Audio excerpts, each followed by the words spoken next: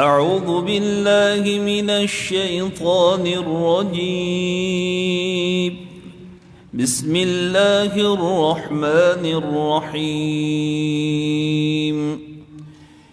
وإذا قيل لهم آمنوا بما أنزل الله قالوا نؤمن بما أنزل علينا ويكفرون بما وراءه وهو الحق مصدقا لما معهم قل فلم تقتلون أنبياء الله من قبل إن كنتم مؤمنين ولقد جاءكم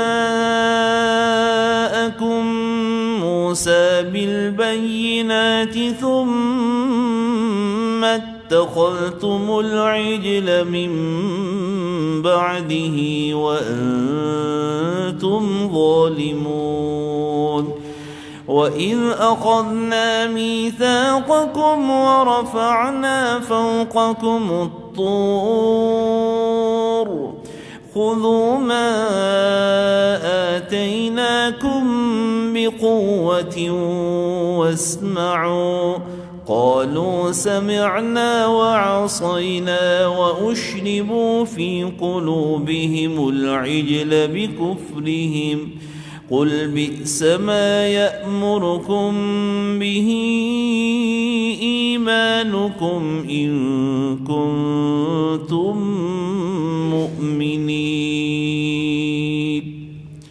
صدق الله العظيم. وَإِذَا قِيلَ لَهُمْ، اور جب کہا جاتا ان کے لیے آمینو ایمان لے آؤ، بما ساتھ اس کے جو انزل اللہ اتارا ہے اللہ تعالی نے، قالوا وہ کہتے نؤمن ہم ایمان رکھتے ہیں، بما انزل ساتھ اس کے جو اتارا گیا علینا ہم پر، وَيَكْفُرُونَ اور وہ انکار کرتے ہیں، کفر کرتے ہیں، بما ساتھ اس کے وراءہ جو اس کے پیچھے ہے، وَهُوَ الْحَقُّ اور حالانکہ وہ حق ہے، سچ ہے، مصدقاً تصدیق کرنے والا، لما اس کی جو معہم ان کے پاس ہے۔ قل اے پیغمبر کہہ دیجئے، فالما پس کس لیے تقتلون تم قتل کرتے رہے انبیاء اللہ اللہ تعالیٰ کے نبیوں کو، من قبل اس سے پہلے، ان کنتم مؤمنین اگر تم ہو ایمان رکھنے والے، وَلَقَدْ جَاءَكُمْ اور البتہ تحقیق آئے تمہارے پاس موسیٰ علیہ السلام بالبینات دلائل کے ساتھ، معجزات کے ساتھ، ثم پھر اتخذتم تم نے پکڑ لیا العجل بچھڑے کو، من بعدہ اس کے بعد، وانتم اور تم ظالمون ظلم کرنے والے تھے، وَإِذْ أَخَذْنَا اور جب ہم نے پکڑا میثاقکم تم سے عہد، ورفعنا اور ہم نے اوپر اٹھایا، فوقکم تمہارے، طور پہاڑ کو، تمہارے اوپر طور پہاڑ کو ہم نے بلند کر دیا، خذو پکڑو، ما آتیناکم جو ہم نے تم کو دیا ہے، بقوت مضبوطی کے ساتھ، واسمعوا اور سنو، قالوا انہوں نے کہا سمعنا ہم نے سن لیا، وعصینا اور ہم نے نافرمانی کی، واشربوا اور وہ پلا دیے گئے، فی قلوبہم اور پلا دی گئی، فی قلوبہم ان کے دلوں میں، العجل بچھڑے کی محبت، بکفرہم ان کے کفر کے سبب۔ قل اے پیغمبر کہہ دیجئے، بئس ما برا ہے جو یأمرکم تمہیں حکم دیتا ہے، بھی ساتھ اس کے، ایمانکم تمہارا ایمان، ان کنتم مؤمنین اگر تم ہو ایمان رکھنے والے۔ ان آیات کے اندر یہودیوں کو ایمان کی دعوت دی گئی اور ان کے وہ احوال اللہ تعالی ہمارے سامنے رکھ رہے ہیں کہ اس سے پہلے وہ آخری نبی کے آنے کے منتظر تھے، کب وہ آئے گا اور اس کی قیادت اور اس کی اطاعت میں ہم اپنے مخالفین بت پرستوں کے خلاف لڑیں گے، غالب آئیں گے۔ جب وہ نجات دہندہ آ گیا تو انہوں نے پہچاننے کے باوجود ماننے سے صاف انکار کر دیا۔ اب ان کو کہا گیا بھی ایمان لے آؤ، یہی ہے وہ جس کا تم انتظار کرتے تھے۔ اب وہ آخر الزمان پیغمبر آ گیا علیہ الصلاۃ والسلام، اور اس پیغمبر کے اوپر جو اللہ رب العزت نے کتاب اتاری ہے قرآن کریم، اس پر ایمان لے آؤ۔ قالوا ان یہودیوں نے آگے سے کیا جواب دیا، نؤمن بما انزل علینا جو ہمارے اوپر نازل ہوا ہے ہم اس کے اوپر ایمان رکھتے ہیں، یعنی وہ چیزیں ہمیں کافی ہیں۔ تورات جو موسیٰ علیہ السلام پر اللہ تعالیٰ نے اتاری وہ بھی آسمانی کتاب ہے، ہم اس پر ایمان رکھتے ہیں، وہی ہمیں کافی ہے۔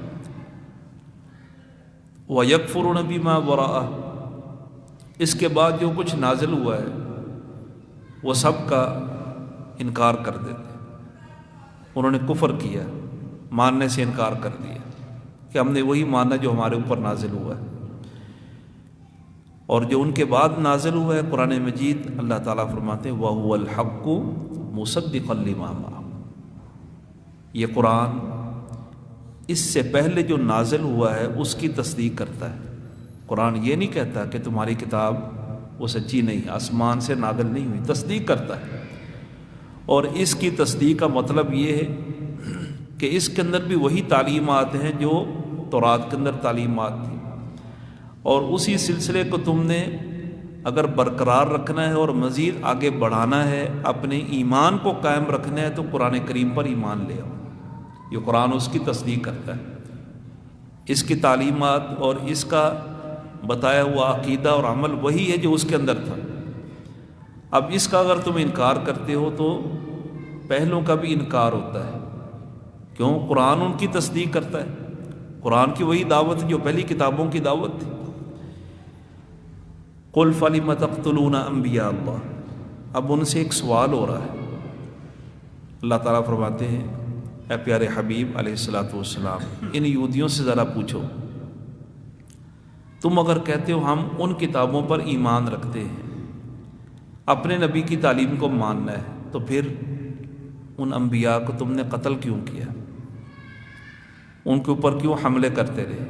ان کی تکذیب کیوں کی؟ ان کو کیوں مارتے تھے؟ اگر تمہارا ایمان صرف اس کتاب پر ہے تو پھر جن پیغمبروں کے اوپر وہ کتاب یا ان کے بعد حصے صحیفے نازل ہوتے تھے ان کو کیوں قتل کرتے رہے؟ من قبل ان کنتم مومنین اس سے پہلے تمہارا یہ کیسا ایمان ہے؟ چلو اس کتاب کا انکار تو تمہارے پاس بہانہ ہے کہ ہمارے پاس آسمان سے نازل شدہ کتاب ہے، اس لیے ہمیں مزید کسی کتاب پر ایمان لانے کی ضرورت نہیں۔ تو یہ بتاؤ جن پیغمبروں کے اوپر کتاب نازل ہوئی ان انبیاء کا پھر کیا قصور تھا؟ ان کی تکذیب کیوں کی؟ ان کو کیوں مارا؟ اس کا ان کے پاس کوئی جواب نہیں تھا۔ وَلَقَدْ جَاءَكُم مُوسَىٰ بِالْبَيِّنَاتِ اب موسیٰ علیہ السلام کا اللہ تعالیٰ نے صراحتاً ذکر فرمایا کہ موسیٰ علیہ السلام دلائل لے کر آئے تھے، معجزات لے کر آئے تھے تمہارے پاس. کتنے معجزات تھے کہ تمہارے مخالفین جو تھے، فرعون اور اس کی آل، اس کی فوجیں اور ان کی قوم کے اوپر کس طرح اللہ کے عذاب آئے. فارسلنا علیہم الطوفان والجراد والقمل والضفادع والدم آیات مفصلات. ہم نے ان کے اوپر طوفان بھیجا اور ان کے اوپر ہم نے ٹڈیوں کی بارش کر دی، ان کے اوپر ہم نے جوؤں کا عذاب بھیجا، خون کا عذاب آیا. یہ طرح طرح کے عذاب، یہ کھلے معجزات نہیں تھے. تمہارے مخالفین کے لیے اللہ تعالیٰ نے زمین تنگ کر دی. اور اس لیے موسیٰ علیہ السلام کو جو مزید ان کی لاٹھی کا سام بن جانا، ہاتھ کا چمکنا، تمہارے اوپر من سلوا کا نازر ہونا، بادلوں کا سایہ، پتھر سے پانی، یہ سارے دلائل تھے. موسیٰ علیہ السلام یہ دلائل تمہارے سامنے لے کر آئے، لیکن ان معجزات کو آنکھوں سے دیکھ لینے کے باوجود، اللہ تعالیٰ کے نبی کی موجودگی کے باوجود تمہارا کردار کیا ہے کہ تم نے چند دن موسیٰ علیہ السلام طور پہاڑ پہ گئے اللہ تعالیٰ سے ہم کلام ہونے کے لیے، تم نے بعد میں کیا کیا؟ ثم اتخذتم العجل من بعدہ وانتم ظالمون. تم نے بعد میں ایک بچھڑے کو معبود بنا لیا، اس کی عبادت کرنا شروع کر دی. کہاں گیا تمہارا ایمان؟ کہاں گیا تورات کے اوپر تمہارا ایمان، موسیٰ علیہ السلام پر ایمان؟ تم تو وہ ہو کہ تم نے اپنے صاحب تورات نبی کی موجودگی میں واضح معجزات دلائل دیکھنے کے باوجود شرک کرنا شروع کر دیا، بچڑے کو معبود بنا لیا. یہ ہے تمہارا ایمان. اس کا معنی یہ کہ تم اگر اب اس کتاب پر ایمان نہیں لا رہے، قرآن کریم کو تسلیم نہیں کر رہے، آخری پیغمبر پر ایمان نہیں لا رہے، تو وجہ وہ محض بہانہ ہے تورات کا اور ایمان رکھنے کا. اصل وجہ ہے تمہارے دلوں میں حسد ہے، بغض ہے، عناد ہے، تعصب ہے، اور اس کی بنا پر تم ایمان نہیں لا رہے. مزید اللہ تعالیٰ فرماتے وَإِذْ أَخَذْنَا مِيثَاقَكُمْ وَرَفَعْنَا فَوْقَكُمُ الطُّورَ. وہ وقت یاد کرو ہم نے تم سے پختہ عہد لیا اور تمہیں اللہ رب العزت نے طور پہاڑ کو تمہارے اوپر کر کے، اور تمہیں یقین تھا کہ اب ہمارے اوپر گر جائے گا، تم معافیہ مانگنے لگے، اللہ تعالیٰ سے پناہ طلب کرنے لگے کہ اللہ ہمیں بچا لے. ہم نے پہاڑ کو سائے کی طرح تمہارے اوپر کر دیا، پھر تمہیں چھوڑ دیا. تم نے پختہ عہد کیے، بتاؤ اپنے عہد کی کتنی تم نے پاسداری کی. یہ کتنا بڑا معجزہ ہے، اتنا بڑا پہاڑ اس کو اٹھا کر کسی کے اوپر کر دینا. آنکھوں سے تم نے یہ معجزات دیکھے، لیکن اس کے باوجود اللہ کا جب حکم آیا خذوا ما آتیناکم بقوہ، اب تو تمہیں پختہ یقین ہو گیا ہے، آنکھوں دیکھا یقین. اللہ کی کتاب کو پکڑ لو مضبوطی کے ساتھ اور اس پر عمل کرو. واسمعوا، اور موسیٰ علیہ السلام کی اللہ تعالیٰ کی باتوں کو غور سے سنو. لیکن تمہارا کردار کیا تھا؟ تم نے کہا سمعنا، ہم نے سن لیا، مانیں گے، اقرار تو کر لیا، لیکن جب عمل کی باری آئی صاف انہوں نے کھرا یہ اپنی نافرمانی کا اظہار کیا. عصینا، ہم نے نافرمانی کی، ہم نہیں مانتے، عمل کرنے سے انکار کر دیا. سمعنا و عصینا، یہ تمہارا ماضی ہے. اللہ تعالیٰ اس طرح یہودیوں کو آئینہ دکھا رہے ہیں، یہ ہے تمہارا کردار. وَأُشْرِبُوا فِي قُلُوبِهِمُ الْعِجْلَ بِكُفْرِهِمْ، تمہارے دلوں میں اس بچڑے کی محبت سرایت کر گئی تھی. جس طرح پانی کسی چیز کے اوپر انڈیلا جائے تو وہ چیز پانی کو اپنے اندر جذب کر لیتی ہے، ایسے ہی بچڑے کی محبت کو تم نے اپنے دلوں تک جذب کر لیا کہ ایک پیغمبر تمہارے اندر موجود ہے، دوسرا پیغمبر وہ کچھ دور گیا ہے، تم نے بچڑے کی بات کرنا شروع کر دی. یہ ہے کہ جب انسان کسی سے دلی محبت کرتا ہے تو پھر اس کی اطاعت کر لیتا ہے، اس کی اطاعت کر لیتا ہے. اور حق کو، سچ کو نہ ماننے کی ایک وجہ یہ بھی ہے، اس آیت سے پتہ چلتا ہے کہ جس چیز کی دل میں محبت آ جائے انسان اسی کی بات کو مانتا ہے۔ آج بھی اگر فرقہ واریت ہے، تعصبات ہیں، نفرتیں ہیں، دوریاں ہیں، اس کی وجہ کیا ہے کہ لوگوں نے مختلف محبتیں اپنے دل کے اندر پیدا کر لی۔ جو سچی محبت ہونی چاہیے تھی کتاب اور سنت کی، اس کو پسے پش ڈال دیا۔ نتیجہ کیا نکل رہا ہے کہ قرآن کریم پڑھتے ضرور ہیں، مانتے بھی ضرور ہیں، لیکن اس کے بیان کردہ حقائق کو تسلیم نہیں کرتے۔ تشریحات اور لوگوں کی ماننی ہے، قرآن کچھ کہتا ہے، جن کی محبت دلوں میں سرایت کر گئی ان کی بات کو ماننا ہے۔ اب اللہ کے نبیوں کی موجودگی میں یہودیوں کا کردار کیا ہے؟ ان کی واعظ، ان کی نصیحت، ان کی تعلیمات ان کے اوپر اثر انداز نہیں ہو رہی ہے۔ ایک بچڑے کے ساتھ محبت ہوگی ہے، نبیوں کی موجودگی میں عبادت اس کی کر رہے ہیں، اللہ کی گویا کہ ان کے دلوں میں محبت ہی نہیں، جس کی بنا پر سنتے ضرور تھے، دیکھتے بھی تھے معجزہ سب کچھ، لیکن شرک کرنے کے اوپر وہ آمادہ ہو گئے اور عملاً شرک بھی کر لیا۔ تو اللہ فرماتے ہیں قُلْ بِئْسَ مَا يَأْمُرُكُمْ، اے پیغمبر ان سے کہہ دو تمہارا ایمان پھر بہت ہی برا ہے بھی۔ یہ ایمان ہے جس کا تم دعویٰ کرتے ہیں ابھی ہمارے پاس ایمان موجود ہے، اچھا ایمان ہے کہ تم نے اس ایمان کے ہوتے ہوئے بچڑے کی عبادت کرنا شروع کر دی، اللہ کے نبیوں کی تم نے نافرمانی شروع کر دی۔ یہ کیسا ایمان ہے؟ ان کنتم مومنین، اگر واقعی تم ایمان والے۔ تو اس لیے یہودیوں کا یہ کردار ہمارے لیے بھی ایک سبق ہے، ایک عبرت ہے کہ ایمان کا دعویٰ کر لینا اور ہے، اور ایمان کے مطابق عملی مظاہرہ کرنا یہ اور چیز ہے۔ دعویٰ ان کا بھی تھا لیکن عمل ایمان کے خلاف تھا، عقیدے کے خلاف تھا۔ تو جب تک اللہ تعالیٰ کی محبت دل کے اندر سرایت نہ کر جائے، اس وقت تک جو حقائق انسان ان کو تسلیم نہیں کرتا، وگرنہ جس چیز کی محبت انسان کے دل میں ہو آنکھیں وہی دیکھتی، آنکھیں وہی دیکھتی، پھر حقائق نظر نہیں آتے۔